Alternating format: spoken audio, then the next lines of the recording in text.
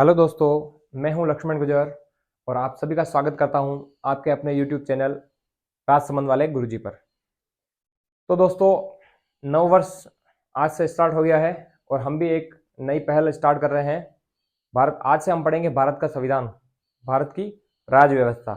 और भारत की राज्य व्यवस्था पढ़ने से पहले हमें एक मोटा मोटा एक खाका बना लेना चाहिए कि भारत का संविधान हम पढ़ेंगे कैसे। एक रूपरेखा बनानी होगी कि भारत का संविधान हम कैसे पढ़ेंगे।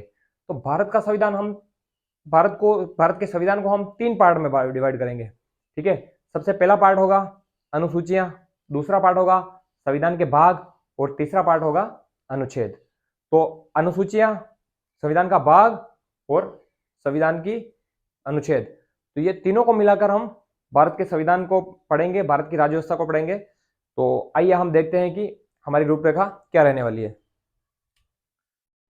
सबसे पहले हम भारत के संविधान को 3 भागों में बांटेंगे। पहली क्या होगी? अनुसूचियां।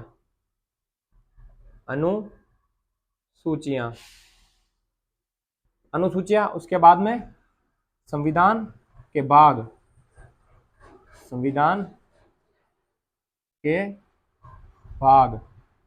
और उसके बाद में तीसरे भाग में हम किसको बांटेंगे? अनुच्छेदों को। अनुच्छेद।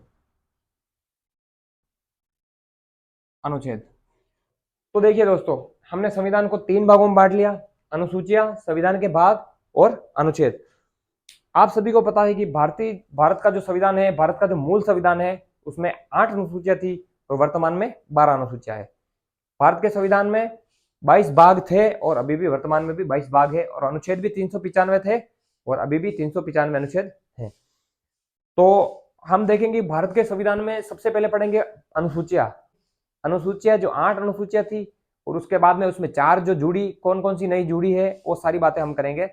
और हम पढ़ेंगे अनुसूचियों को टिप्स और ट्रिक्स के माध्यम से। मैंने एक ट्रिक बनाई है, तो वो ट्रिक मैं सबसे पहले आपके सामने लिख लेता हूं, फिर उसके बाद में उसका क्या अर्थ होता है, हम उसको कैसे पढ़ेंगे, वो सारी बातें हम बाद में देखेंगे। तो एक बार मैं लिख लेता हूं आपके सामने एक ट्रिक।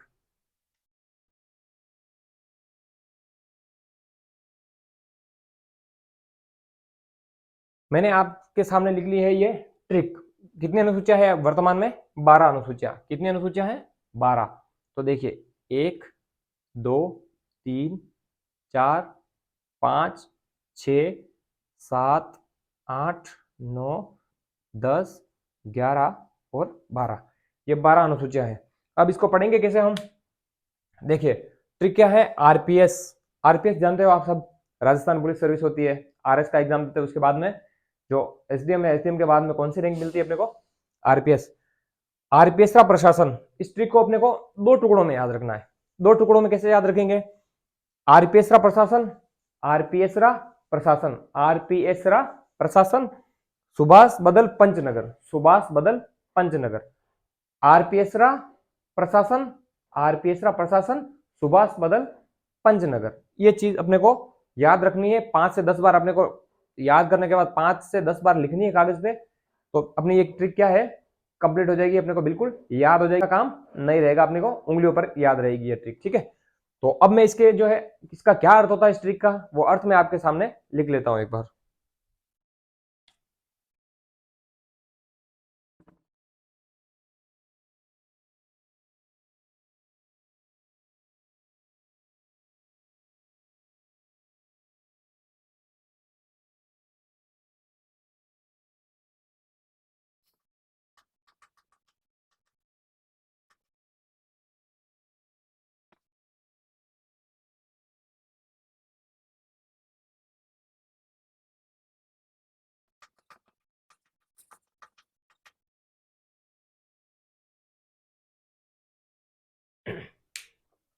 तो देखिए दोस्तों, मैंने आपके सामने ये पूरी ट्रिक लिख ली है। अब देखिए ट्रिक क्या थी, एक बार वापस रिवाइज कर लेते हैं। आरपीएस रा प्रशासन, अब प्रशासन 2 प्रकार का है। कौन कौन सा प्रशासन है, किस किस क्षेत्र का है, देखेंगे अभी। आरपीएस रा प्रशासन सुभाष बदल पंचनगर, आरपीएस रा प्रशासन और सुभाष बदल पंचनगर, ये चीज अपने को याद रखनी है। अब देखिए इसका अर्थ क्या होता है। आर का अर्थ देखो, 12 अनुसूचियां है। पहली अनुसूची है आर। आर का मतलब होता है राज्य व संघ राज्य क्षेत्र, कि भारत जो राज्य है, भारत के अंदर कितने राज्य हैं, और कितने संघ शासित प्रदेश या केंद्र शासित प्रदेश होंगे उनका उल्लेख अनुसूची 1 में होगा। ठीक है, नंबर 1। नंबर 2, दूसरी अनुसूची में पी का क्या अर्थ होता है? पेंशन और वेतन भत्ता। किसकी पेंशन, किसकी वेतन भत्ता? जो देखिए भारत में जो संवैधानिक पद है, जैसे राष्ट्रपति हो गया, उपराष्ट्रपति हो गया, प्रधानमंत्री हो गया, लोकसभा अध्यक्ष उपाध्यक्ष हो गए, राज्यसभा के सभापति उपसभापति हो गए, और महान्यायवादी हो गया, नियंत्रक एवं महालेखा परीक्षक हो गया। तो ये भारत का संवैधानिक पद जो है, इनकी पेंशन और वेतन भत्ता का उल्लेख अनुसूची 2 में है कि इनको कितनी पेंशन मिलेगी और रिटायरमेंट के बाद भी मिलेगी नहीं मिलेगी, कितना इनका वेतन भत्ता होगा, तो वो सारी चीजें जो है अनुसूची 2 में आएगी। ठीक है, फिर आएगी अनुसूची 3। अनुसूची 3 में है शपथ। यही जो संवैधानिक पद है, तो इन संवैधानिक पद के जो पदाधिकारी है, इनको शपथ किस अनुसूची में दिलाई जाती है? अनुसूची 3 नंबर की अनुसूची में इनको शपथ दिलाई जाती है। फिर है चौथी, रा का मतलब होता है राज्यसभा की सीटों का निर्धारण। भारत में जो राज्यसभा है, जैसे अपने राज्यसभा है, तो राज्यसभा में किस क्षेत्र में कितनी सीटें होगी, कहां से कितने सदस्य आएंगे, तो राज्यसभा की जो सीटें हैं इनका निर्धारण किस अनुसूची के द्वारा होगा? अनुसूची 4। इसके बाद में आती है अनुसूची 5 और 6। देखो, 2 अनुसूचियां, अनुसूची 5 और 6 दोनों में प्रशासन है। अब कैसा प्रशासन है? अनुसूची 5 में प्रशासन है एससी एसटी क्षेत्रों का, मतलब अनुसूचित जाति और अनुसूचित जनजाति जो क्षेत्र है उनका प्रशासन किस प्रकार का होगा, और वहां प्रशासनिक अधिकारी कौन होंगे, क्या वहां की व्यवस्था रहेगी, ये सारे होंगे अनुसूची 5 में। ठीक है, समझ में आ गया? फिर उसके बाद में 6, अनुसूची 6, उसमें भी प्रशासन है। अब अनुसूची 6 में किसका प्रशासन है? एसटी क्षेत्रों का। देखिए 5 में तो है एससी और एसटी दोनों क्षेत्रों का और पूरे भारत में है, और अनुसूची 6 में है केवल एसटी क्षेत्रों का प्रशासन, वो भी 4 राज्यों में। अब 4 राज्य कौन कौन से हैं, उसकी एक छोटी सी ट्रिक है, अमी मैत्री, ये चीज आपने को याद रखनी, अमी मैत्री। अ से मिजोरम हो गया, मी से मे से मेघालय हो गया, और त्रि से त्रिपुरा हो गया। मी से मिजोरम हो गया, मे से मेघालय हो गया, त्रि से त्रिपुरा हो गया। तो इन 4 राज्यों में जो एसटी क्षेत्र, अनुसूचित जनजाति क्षेत्र जो है, इनसे संबंधित जो भी प्रावधान है वो अनुसूची 6 में आएंगे। ठीक है, इसके बाद में आती है अनुसूची 7। अनुसूची 7, इसका क्या नाम है? सू का मतलब होता है सूचियां। अब देखिए भारतीय संविधान में 3 प्रकार की सूचियां है, संघ सूची, राज्य सूची और संवर्ती सूची। अब ये क्या चीज है? संघ सूची वो सूची है जिस पर कानून बनाने का अधिकार केंद्र को है या संघ को है। राज्य सूची जिस पर कानून बनाने का अधिकार राज्य को है, और संवर्ती सूची मतलब जिस पर कानून राज्य भी बना सकता है और केंद्र भी बना सकता है, और दोनों में अगर टकराव है तो कानून किसका माना जाएगा? केंद्र सरकार का। तो ये 3 प्रकार की अनुसूचियां है। तो 3 प्रकार की अनुसूचियां, संघ सूची, राज्य सूची और संवर्ती सूची, ये तीनों किस अनुसूची में आएगी? अनुसूची 7 में आएगी। ठीक है, इसके बाद में देखो अनुसूची 8 में है भाषा। भारतीय संविधान जो है उसके मूल संविधान में 14 भाषाओं का उल्लेख है। कितना भाषाओं का उल्लेख था? 14, लेकिन वर्तमान में 22 भाषाएं। कौन कौन सी? देखिए सबसे पहले 14 भाषाएं थी, 14 भाषा। ठीक है, इसके बाद में पहली भाषा, एक भाषा जोड़ी गई 21वें संविधान संशोधन के द्वारा, एक भाषा जोड़ी गई सिंधी। कौन सी भाषा? सिंधी।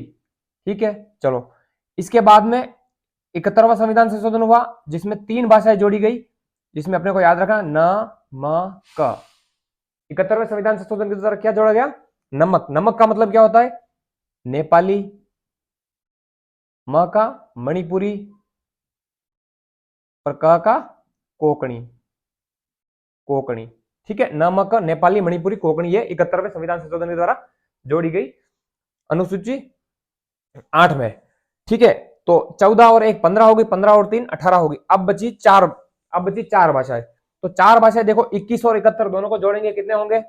92 92। तो 92वें संविधान संशोधन के द्वारा 4 भाषाएं जोड़ी गई, और 92वां संविधान संशोधन हुआ उसके द्वारा 4 भाषाएं और जोड़ी गई। वो 4 भाषाएं कौन कौन सी थी? देखिए B D M S, bodmas. अपन गणित में सूत्र लगाते ना, सबसे पहले भाग होगा, गुणा होगा, फिर जोड़ होगी, फिर बाकी होगी। बोर्ड मास का नियम पढ़ते हैं अपन, तो वही नियम अपने यहाँ पे भी संविधान में भी लगाना अनुसूचियों में। बीडीएमएस, बी का मतलब होता है बोडो, बोडो। डी का मतलब होता है डोगरी, डोगरी। एम का मतलब होता है मैथिली, और एस का मतलब होता है संथाली। ठीक है, 14 और 1 15, 15 और 3 18, 18 और 4 22।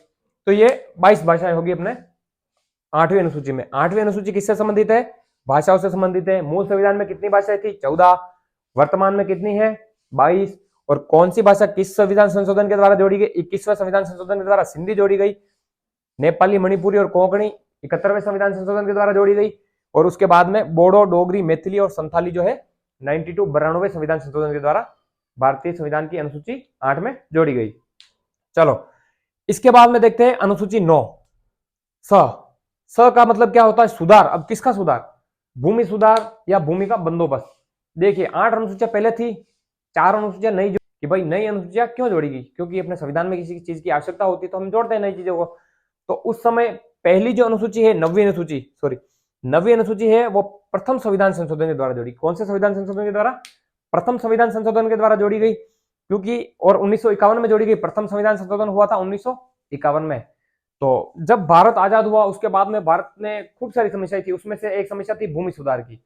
तो जैसे जिनके पास में खूब सारी भूमियां थी, राजा महाराजा थे, उनके पास खूब भूमियां थी, तो उनके पास जिनके पास खूब थी तो उनके पास खूब थी, जिनके पास नहीं थी तो बिल्कुल ही गरीब थे। तो सरकार ने कदम उठाए कि जो जिनके पास खूब सारी भूमियां है उन भूमियों को लेके थोड़ा गरीबों को दे दे, जिससे क्या है कि भारत की अर्थव्यवस्था अच्छे से चलेगी। क्योंकि गरीब है, उस भूमि पर कृषि वगैरह करेंगे तो भारत की अर्थव्यवस्था में वो होगा। और उसके बाद में समानता का भाव भी एक पैदा होगा भारत में। तो उन्होंने, भारत सरकार ने बड़े बड़े जो भूमिपति थे उनसे भूमियां लेना स्टार्ट करी। तो उन्होंने क्या किया कि वो सुप्रीम कोर्ट में चले गए कि भाई नहीं, हमारे अधिकारों का हनन हो रहा है, हमारे अधिकार जा रहे हैं, तो हमारी जो है भूमियां सरकार हड़प रही है, तो आप हमारी सहायता करो। तो सुप्रीम कोर्ट ने रोक लगा ली कि भाई आप अवैध तरीके से जो है इन किसानों की या जो भूमियां हैं इन भूमियों को आप नहीं ले सकते हो। तो उसके बाद में सरकार ने उपाय किया कि भाई जैसे भी हम कोई नया काम करते हैं सुप्रीम कोर्ट आड़े आ जाता है। तो उन्होंने क्या किया? एक 9वीं अनुसूची का निर्माण किया। 9वीं अनुसूची, अब 9वीं अनुसूची ऐसी अनुसूची है जिसमें किसी नियम को या कानून को डाल दे तो उसके बाद में क्या है, सुप्रीम कोर्ट उस पर निर्णय नहीं ले सकता है। तो ये भूमि सुधार संबंधी जैसे ही पहले डालते थे और वो सुप्रीम कोर्ट में चल जाते थे तो सुप्रीम कोर्ट मना कर देता कि भाई आप इनकी भूमियां नहीं ले सकते हो। तो उसके बाद में क्या हुआ कि सरकार ने इनको 9वीं अनुसूची में डाल दिया, भूमि सुधार और भूमि बंदोबस्त को। तो जिनकी भी भूमि हड़पी वो उनके पास जा ही नहीं सकते, जाए तो भी वो निर्णय नहीं देते सुप्रीम कोर्ट। तो ये 9वीं अनुसूची का निर्माण इस प्रकार से हुआ। तो इसके बाद में आती है 10वीं अनुसूची, दल बदल। 10वीं अनुसूची है बदल। बदल का मतलब होता है दल बदल। जैसे कि 10वीं है दल बदल। तो आजादी के बाद में क्या है कि खूब सारे दल थे। तो जब भी कोई दल का जो सदस्य होता, निर्वाचित होता, चुनाव लड़ता, जीतता, और जीतने के बाद में जैसे कांग्रेस से जीता और बीजेपी में चल जाता। बीजेपी में, शाम को बीजेपी में था, सुबह आम आदमी पार्टी में। जैसे जनता ने चुना उनको एक पार्टी से, तो सुबह देखा वो दूसरी पार्टी में चला गया, शाम को देखा दूसरी पार्टी में चला गया। तो इस प्रकार से दल बदल को रोकने के लिए जो है 52वां संविधान संशोधन किया था। दल बदल को रोकने के लिए 52वां संविधान संशोधन 1985 में। और इसके तहत प्रावधान किया गया कि अगर सदस्यों के 1/3 सदस्य, कि भाई जिस पार्टी के 1/3 सदस्य एक साथ अगर दल बदलेंगे तो उसको वैध दल बदल माना जाएगा। बाकी इससे कम अगर बदलेंगे तो उसकी सदस्यता क्या कर दी जाएगी? निरस्त कर दी जाएगी। तो ये प्रावधान दल बदल के रूप में 52वें संविधान संशोधन के द्वारा 1985 में किया गया। तो ठीक है, 10वीं अनुसूची होगी दल बदल से संबंधित। फिर देखो 11वीं अनुसूची। 11वीं में पंच का मतलब होता है पंचायती राज। जो पंचायती राज व्यवस्था है वो 73वें संविधान संशोधन 73वें संविधान संशोधन के द्वारा 1992-93 में जोड़ी गई। और पंचायतों को जो है 29 कार्य दिए गए, टोटल 29 कार्य दिए गए कि भाई पंचायतों आपको ये कार्य करने हैं। उसके बाद में आती है पंचायती राज, तो 11वीं अनुसूची में हो गया। फिर आ गया नगर पालिका। नगर पालिका जो है 12वीं अनुसूची में थी, 12वीं अनुसूची में जोड़ी गई नगर पालिका को, और इनको दिए गए 18 कार्य। पंचायती राज को दिए गए 29 कार्य, नगर पालिका को दिए गए 18 कार्य, कि भाई आप 18 कार्य करोगे और पंचायती राज जो है 29 कार्य करेंगे। तो इस प्रकार ये हमने पढ़ ली है 12 अनुसूचियां। एक बार ट्रिक वापस देख लो। आरपीएसरा प्रशासन सुभाष बदल पंचनगर, ये इस तरह से अपने को याद रखना है। तो अनुसूचियां अपन ने पढ़ ली। इसके बाद में हम पढ़ेंगे भारतीय संविधान के भाग। कितने भाग थे भारतीय संविधान के? 22 भाग थे। अनुच्छेद कितने हैं? 395 अनुच्छेद। तो इसके बाद में जो नया वीडियो आएगा अपना, उस वीडियो में हम पढ़ेंगे संविधान के भाग। 22 भाग अपन याद करेंगे बिल्कुल ट्रिक के माध्यम से। तब तक बने रहे आप हमारे साथ और अपने चैनल को सब्सक्राइब करें राष्ट्रमंद वाले गुरुजी को, और अपना सपोर्ट और आशीर्वाद बनाए रखें। जय सिया राम।